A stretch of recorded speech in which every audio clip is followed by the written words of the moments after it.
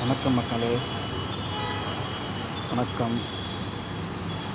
இன்றைக்கி புது கவர்மெண்ட்டு பதவி ஏற்கிற மாதிரி இருந்துச்சு. என்னன்னு தெரில, இன்னும் ஏற்காமல் இருக்குது. இந்த ஃபேஸ்புக்கு, ட்விட்டரு, வாட்ஸ்அப்பு இதெல்லாம் பார்த்து ரொம்ப அமைதியாக இருக்குது. இந்த மியூச்சுவல் வாரிசுலாம் என்ன பண்ணுறான்னு தெரியல.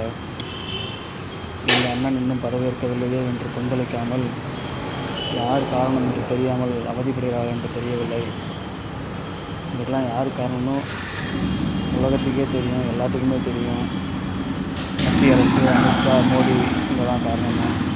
அதை எதிர்த்து ஒரு குரல் கொடுக்குற திராணி, தெம்பு, வீரம் இல்லாத கோழை தான் மாற்றம் வேண்டும் என்று மாற்றத்தை வேண்டி வந்திருக்கிறாங்க. ஆனால் எதை எதிர்க்கணும், எதை ஆதரிக்கணும்னு தெரியாமல் இன்னும் சுற்றி வந்துட்டுருக்குறாங்க. தமிழ்நாட்டோட மானத்தை பறிகொடுத்து உக்காந்துருக்குறாங்க. எதிர்க்க துப்பு இல்லாமல் உக்காந்துருக்குறாங்க. படம் ரிலீஸ் ஆகலையா, தீயசக்தி தான் காரணம். என் வீட்டில் தண்ணி வரலையா, தீயசக்தி தான் காரணம். என் வண்டி பஞ்சர் ஆகிடுச்சு, தீயசக்தி காரணம். பெட்ரோல் வரலை, தீயசக்தி காரணம். கேஸ் எங்கள் வீட்டில் வரல, தீயசக்தி காரணம். அப்படின்று போராட்ட குணம் கொண்ட நீச்சல் வாரிசுகள் தற்கூறிய இருந்தாங்க. இப்போ யாரு காரணம் நல்லாவே தெரியுது.